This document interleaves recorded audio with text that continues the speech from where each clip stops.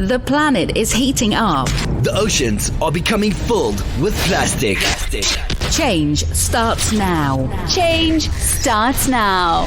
We're on a countdown To zero waste. 5, 4, 3, 2, 1. This is the Zero Waste Countdown Podcast. Here's your host, Laura Nash. Hello, everyone, and welcome to the Zero Waste Countdown podcast and radio show. Today, we're speaking with Chloe Debois. She's the co-founder and president of the Ocean Legacy Foundation. Chloe, thank you so much for joining us today. Thanks so much for having me. I appreciate the opportunity. So we're going to find out all about what the Ocean Legacy Foundation is and how it operates and how we can get involved and all these good things. So tell us a little bit about the Ocean Legacy Foundation. Yeah, so it's a nonprofit organization based in Vancouver, Canada, and it was founded in 2014. I also, through her course, watched this film called Albatross back in 2011 before it was publicly launched last year, and really saw how plastic pollution was decimating the albatross population out in the Midway Atoll Islands. And at that time, I had no idea about the impact of plastic. I hadn't even really thought about it at that point. And it kind of opened what is now, the journey that we've been on in founding Ocean Legacy and the work that we've been doing and where we're taking it and our overall vision. The normal way is to consume out of lots of garbage and plastic and all this stuff. And then you're kind of like the weird one if you are refusing that. But I think things are going to change, right? It's kind of going in a good direction. So hopefully. Yeah, and I think it's becoming more apparent. People are starting to realize that we aren't separate from our natural world and that our consumption habits are, destroying the planet. And I think there's almost like a paralyzation in that for people because it's so overwhelming. Where do you start? How can I make a difference? That type of thing. And oftentimes it feels so overwhelming that people freeze and become lost in the busyness of their day-to-day lives. Yeah. So it's really up to us to, be accountable and to push through that and to act on the solutions that we all know kind of need to happen. Mm-hmm.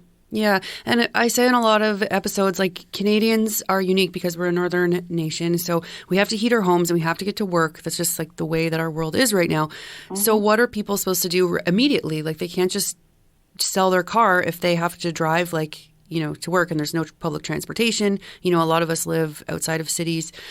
So one thing that we can do now is reduce our plastic and reduce our garbage and, reduce our food waste. Like these are actually really big things that if millions of us were doing it, it would make a huge, huge impact. So a lot of the things we talk about in the show are things we can do today, like immediately, and there are things that make a difference. So I like that.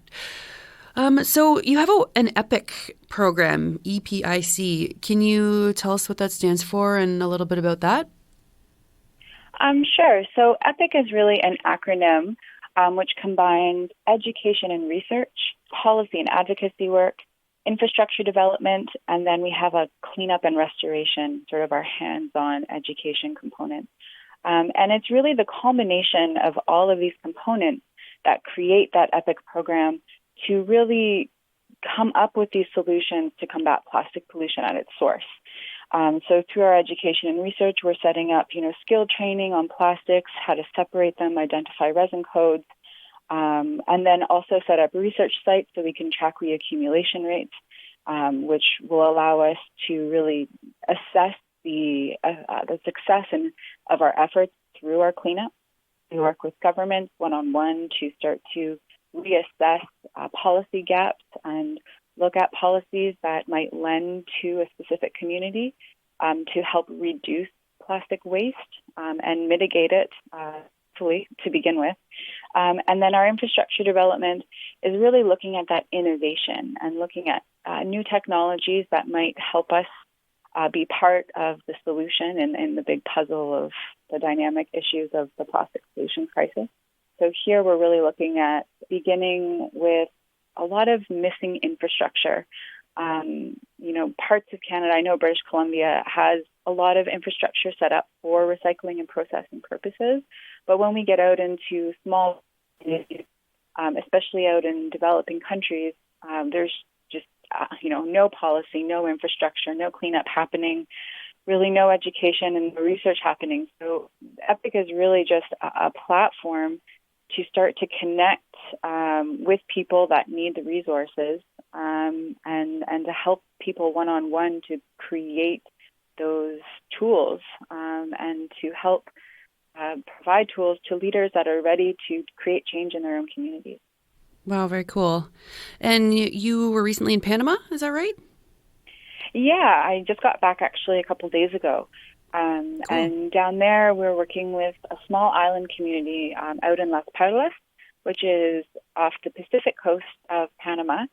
And we in just a few weeks, really, of cleanup operations, we removed more than 9 tons of material. Wow. So I don't know how to give listeners a perspective of what that looks like, but it's a massive mountain. Yeah. We collected about 125 of these mega bags, and each bag is 6 feet tall by 4 feet by 4 feet. Wow. So, I mean, the concentration levels that we're dealing with on some of the most remote areas on the planet are enormous. So these were pieces of debris and plastic that were washed up on the island?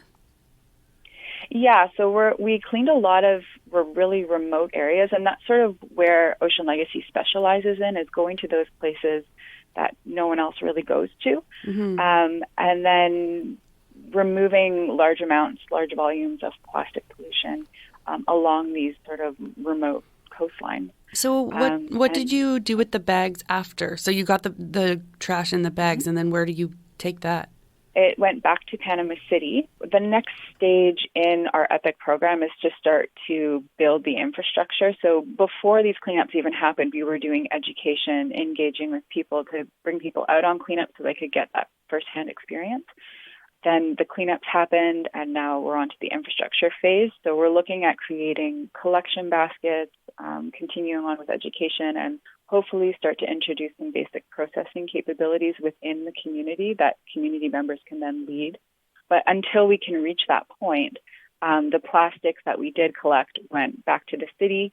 We hand sorted every single bag and removed all of the hard mixed plastics, all of the PET materials, and materials that we thought would be well suited for various artistic art installations and that kind of thing, because there is quite a community forming around creating art with these sorts of materials. So we pulled out all the flip-flops and that sort of thing, and we'll see where the local community wants to take that.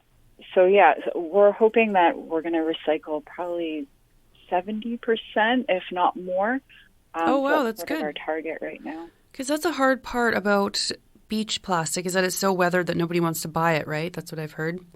It's like too degraded. Yeah, it's degraded. It often contains sand, grit, various organic matter.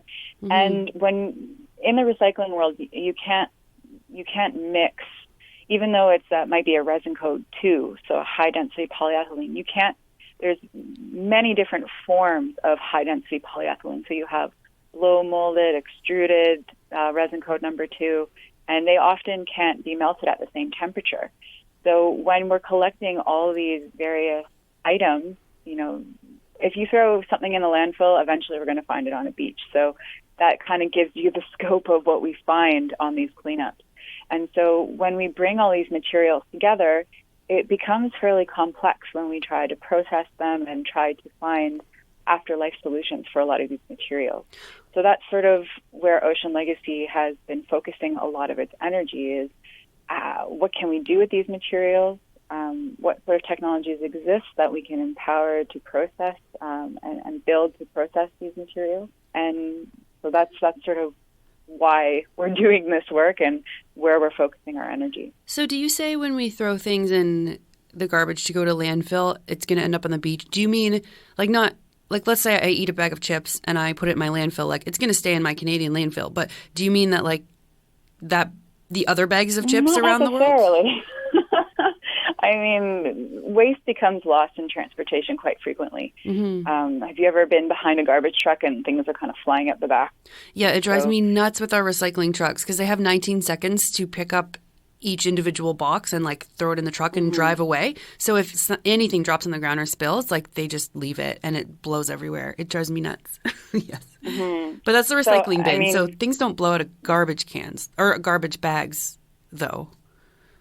Right? No, but I think in Canada, and I can't speak for every community here, but hopefully there's been more thought invested into landfill placement. When we're dealing with a lot of countries that I visited, more in developing nations, you can see landfills that are built right along lakes and rivers, and you can literally see the waste entering the waterway on site. So, I mean, I think I said that more in generally speaking, just in the conditions that exist worldwide at the moment. Yeah. Well, I think you have a good point with that because what I'm not saying it. Right. Let me try again. So if I have a chip bag, right, like maybe mine will end up in landfill, but like there are millions of chip bags around the world, like in other countries who don't have landfills set up and like good garbage pickup that will end up in the ocean. So the way I like this quote that you're saying, like it's actually making me think quite a bit. So the chip bag goes in the garbage. I can't recycle it, right? But a lot of people around the world are just going to throw that somewhere that's going to end up in the ocean. You know what I mean? So like all of that stuff, yeah. But even the stuff too that we put in recycling. So anything that we kind of use and throw in the garbage or recycling in North America is stuff that ends up in the ocean in other countries, right? That's what and I mean, we do export quite a bit of our waste as well, depending on the province you're in. Yeah. And so again, you get lost in these in these forms of transportation. I mean, waste is a really dynamic and interesting challenge because a lot of us don't know where our waste goes. In British Columbia, I know that we're kind of a province of exceptions because we do have a lot of in-house infrastructure built, and we do have extended producer responsibility programs in place to deal with a lot of this waste. And if we take the chip bag, for example, I mean, last year we just created a chip bag sort of wrapper type recycling program. So there's technology there now to process a lot of this waste. And it's really a matter of having the infrastructure, the investment for infrastructure, the political will to make these changes happen in our own communities. Yeah. So where does your funding come from all of this? Like, can people donate individually and then sort of contribute to beach cleanups around the world through your foundation? Yes, definitely. So our foundation runs on donation dollars. So we're a nonprofit organization. We also write a lot of grants, and then we also get corporate sponsorship dollars as well. Oh, so good. It's kind of, and government funding as well. So it's kind of a combination of lots of different sectors coming together. And I saw on your site, so if somebody sees like a beach that's really in trouble, they can kind of contact you and maybe get a cleanup organized that way? Yeah, definitely. So on our website, people can actually apply. We have an E.P.I.C portal now where people can apply for assistance in the various components that I mentioned. Or you can enlist GPS coordinates of a plastic pollution hotspot in your community that you feel needs to get cleaned up. So there's a map that you can actually create an account on our website. It takes only like less than a minute. And then you can post areas that need cleanup, and then someone from our team can contact you directly, and then we can kind of start the conversation from there. You know, over the next 5 years, we're actually working with Nestle Waters on this to bring these tools, develop these tools to a lot of these developing nations. So we are looking for new locations and new communities, so you can check our website out, www.oceanlegacy.ca, and you can find our E.P.I.C portal there, where we can start to work with community leaders and hopefully, you know, build these tools that are going to lead into our future for a more sustainable one. You know who would really benefit from it, I think, is the town of Iquitos in Peru. It's right where the Amazon starts. I don't know if you've been down that way. So I've been down there a couple of times. I made a little video on YouTube about it. I went down and I was kind of checking out the fires because we know that was a big issue this year. It's really wet in that area, so the fires aren't too big of a deal, but the plastic pollution is absolutely out of control. And it was so sad to see. And the water goes down like hundreds of feet and then goes up depending on whether it's high water or low water season.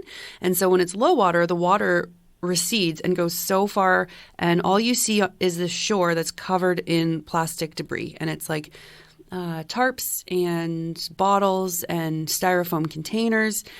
And when you're traveling around on a boat around the city, you can see hands coming out of boats and hands coming out of windows because a lot of their houses are built on stilts, and they just throw everything into the river. And I think it's just because this is how they've lived for thousands of years, where everything is kind of organic, so you can throw it in the river and it's not a bad thing. But now that everything's plastic, I don't think people really know the problems that happen when dolphins eat it, when they mistake it for food, or when birds eat it, like you're talking about the albatross video. There's so many birds down there in the Amazon. And a lot of the problem too is that they don't have clean drinking water, so they have to go and buy it, right? And the most readily available thing to drink out of is plastic bottles, and there's no recycling, so it just ends up in the river. It's pretty sad. Exactly. And there's really good solutions because people have been living in the jungle so long. Like there's these gourds that grow off of trees, and you can make bowls out of them, and they're very, very good bowls, and they're very easy. You just dry it out and then you have a bowl, right? So there are so many options, I think, for people to make money off selling natural products and stuff. Mm-hmm. Yeah. But yeah, it's a cool place. Are there any other notable places that you've done some projects in, like Panama? Any other cool places? Yeah, we've done quite a bit of work in just south of Puerto Vallarta in Mexico as well. Oh, yeah. And done cleanup work in Costa Rica, and then did some collaboration stuff up in Alaska. So we've been primarily along the west coast of North America and South America, Central America. But now we're looking to broaden beyond that as well. So hopefully we can be engaging with about 10 different communities in 5 different continents over the next 5 years is sort of our goal. Wow. So, yeah, we're looking to engage and make a difference where we can. Costa Rica is pretty clean. Don't they have aren't they really eco-friendly and they're into renewables? And do they have good recycling programs, or did you still see a lot of plastic pollution down there? No, they have an actual cleanup program where they engage with conservation officers and police officers who actually help lead these cleanups under the Blue Flag program, which was pretty cool to meet leaders doing that and to collaborate with cleanups that were existing and seeing where we could do some more cleanup. So yeah, but I think it depends on where you are. In a lot of the more touristy areas, we found it to be cleaner. But then when you, again, go out and in rural communities, you can see more waste. Mm-hmm. Because they just don't have, the infrastructure, I guess, to take it away, right? Mm-hmm. Yeah. And policy, too. I mean, it needs to be a meeting, I believe, through grassroots movement and sort of a top-down approach with government. And what we're trying to do with our program is sort of find that sweet spot where we can work with these governments to build these frameworks, but then really build a grassroots movement around why people should even care to begin with, around a lot of the education gaps around these issues, and looking at where we can start to fit those puzzle pieces together and how to create almost like a neutral platform that can be accessible for all stakeholders to come together. Because I think in doing this work, I've seen that everybody can agree that plastic pollution in our natural environment should not exist. And so now it's a matter of putting the tools together on how do we achieve that together. So that's really where we come in, and we're trying to identify the various capacities where the gaps exist and what can we do to assist in moving things forward. Wow, that's a very good plan. It's so important to deal with this stuff, and it's so hard, and it's so complex, and there are so many different parts of it, so I hope this works out. Chloe, what was your background before you started this not-for-profit? So my background is actually in resource management, which I guess is Nice. a fitting background to have going into this. But Yeah. I was also a canoe and kayak adventure guide, hiking. Wow. So I have a really deep love and passion for the natural environment. And then combined with the natural resource background. Cool. My background is kayaking too. And so, Oh, no way. yeah, isn't that funny? We did this episode. One of my first ever episodes was Ski to Save the Planet. And it was all about how getting outside and loving the world will inevitably make you care for it more, and like getting out and seeing how beautiful it is. So like Whistler is a big part of my past, you know, like getting out there and just seeing how wonderful and pristine and beautiful things can be. And then kayaking, of course, because I've kayaked on a lot of big rivers around the world and just seeing these amazing places. And when I was kayaking back in like 2004, 2005, like there wasn't a lot of plastic garbage, but now, like I took a long time and didn't travel, and I've been a couple places lately and I see a lot more of it now. Like I think it's just this problem that's getting worse and worse, especially for our rivers. Have you, so you probably kayak a lot around Vancouver, like what is that arm that goes up Vancouver? Not Salmon Arm, Indian Arm, I think it is. Yeah, I actually live in Deep Cove, which is connected to Indian Arm. Oh, cool. So spend a lot of time in that area. It's really beautiful. It's gorgeous there. Very inspiring to just connect to that, back to that natural world for sure. Yeah. Have you done the Broken Islands group that's over on the other side of the island? Yeah, I've been through there a bunch of times just because when we go out on remote cleanups around BC, that's usually we pass that area with our boat. So we go through there, and it's loaded with plastic pollution in there. It's pretty sad. Oh. And I know that lots of people have done cleanups there in the past, but it just keeps washing up. So, British Columbia shorelines are surprisingly incredibly polluted when we get out to those more remote areas. Yep. And that's part of the inspiration for this work as well, is our headquarters and bases here. And we've done primarily a lot of our cleanup work in British Columbia and going out to areas like Muquin, Brooks Peninsula, which is kind of a peninsula that sticks out on the northwest coast of Vancouver Island. And those concentrations are some of the worst I've seen in Canada. Like, is that like Cape Scott, like the Cape Scott area? It's just south of there. Okay, because I did that what is it called? The North Coast Trail. So it's a 5-day hike. Yeah, beautiful. Yeah. Have you done it? I've been in that area. I haven't done the actual hike, but it's so good. On my bucket list. Yeah, it's so amazing. There's bears and wolves running around, and you can see whales bubble netting like out in the ocean because you have to walk a lot of beachfront, like a lot of the trail is beachfront, and you can sleep on the beaches and stuff. But that actually was probably the biggest wake-up call for me with plastic pollution, and that was 9 years ago that I did that trail, and it was covered in Japanese water bottles. Like there were hundreds and hundreds of them, and I don't know if a container, like a shipping container spilled or something, like in Japan. I know the currents come over there because there's this boat in Prince Rupert, I think, and it's like a Japanese fishing boat, a little tiny one, and it's on like this historical display, and it's like this boat came all the way from Japan like on its own because this is the way the currents work, right? So we're getting a lot of that stuff from Asia right on the BC coast. So totally. And the unfortunate devastation of the tsunami happened out in Japan. We saw a huge influx of material come over. I think they were estimating 1.5 million tons entered into the ocean, and that was just 30% of what they were estimating could float over. Crazy.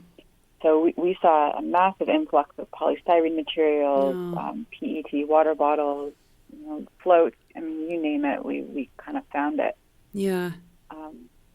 It's so sad to have to do the cleanup work because you didn't make the mess, But I think there's people out there that are like the doers and the polluters, maybe.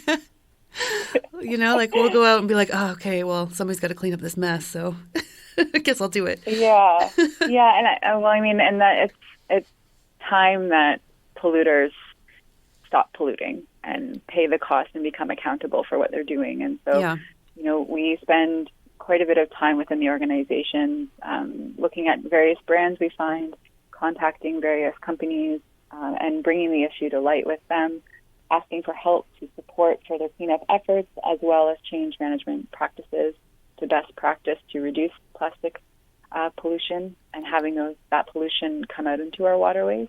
And I mean, in this work too, I've seen the attitude a lot, it's not my plastic, it's not my problem. And that core belief needs to shift. As soon as a piece of plastic reaches a waterway, it can go really eventually anywhere in the world, depending on the current. So this whole mentality of I don't need to care because it's not my plastic needs to shift, because we are on one planet. Everything is interconnected systematically, and it's going to affect you, your children, your grandchildren, sister, brother, you name it. We're all affected by this problem, and we need to be working together in order to shift that mentality and to come to solutions that can, bring us into a future that has less, hopefully no plastic pollution one day.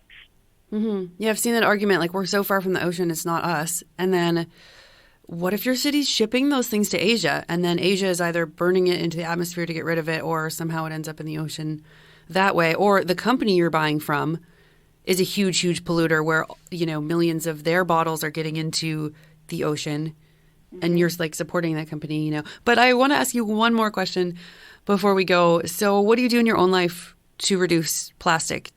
One of the most life-changing decisions you can make, and that I've made, is just refuse. If you don't need it, don't take it.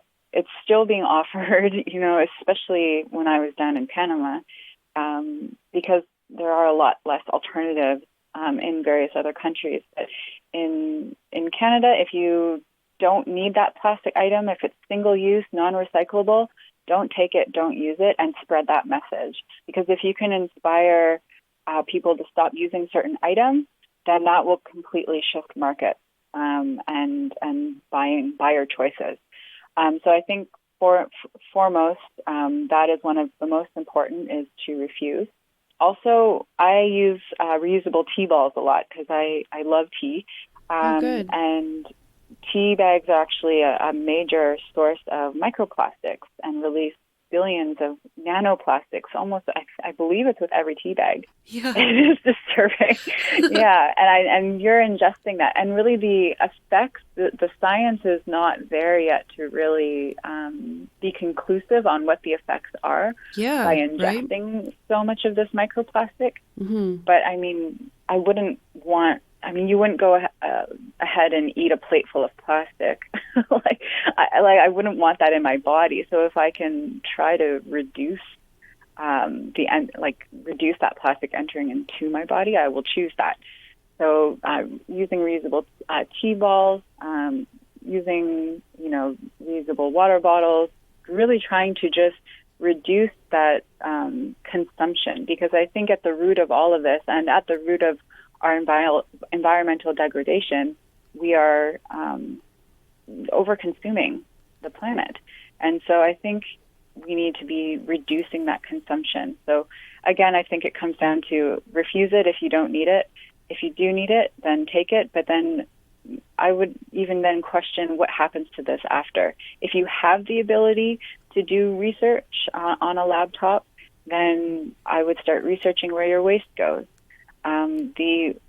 Exporting waste is a very complex system, but like reaching out to your local recycling plants and becoming curious about the issues and where it all goes, I think is another really important step. Yeah, and encouraging to stop using it for sure. Yeah, I totally agree. I think that we're all just wasting a bunch of stuff that we don't really need to waste. And there are some things that we need.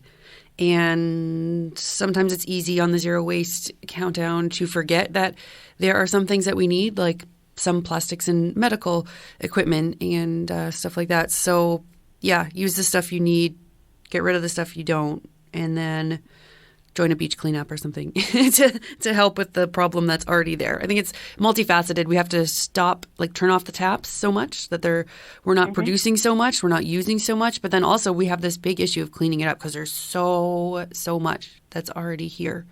Yeah, and that's an interesting point too, just because there are people that advocate that cleanups are not important because they would like to see the pollution not there to begin with. And in that regard, I agree that it would be great if cleanups weren't a necessary component, but until cleanup is not necessary, it's necessary. Yeah. So that's one of our key pillars in our EPIC program is cleanup, because we would like to see these not have to occur, but we have to do them in order to restore a lot of these ecologically sensitive areas around the world so that other creatures hopefully have a better life. Mm-hmm. Yeah. Well, it's so good, the work that you're doing. So this has been really nice to talk to you, and I wish you the best of luck going forward, and I look forward to hearing more about your projects. So this has just been great. Thank you, Chloe. Wonderful. Yeah, thank you so much. It's been a great experience. That was Chloe Debois. She's the co-founder and president of the Ocean Legacy Foundation. She was calling in from Vancouver. Change starts now. This is the Zero Waste Countdown Podcast.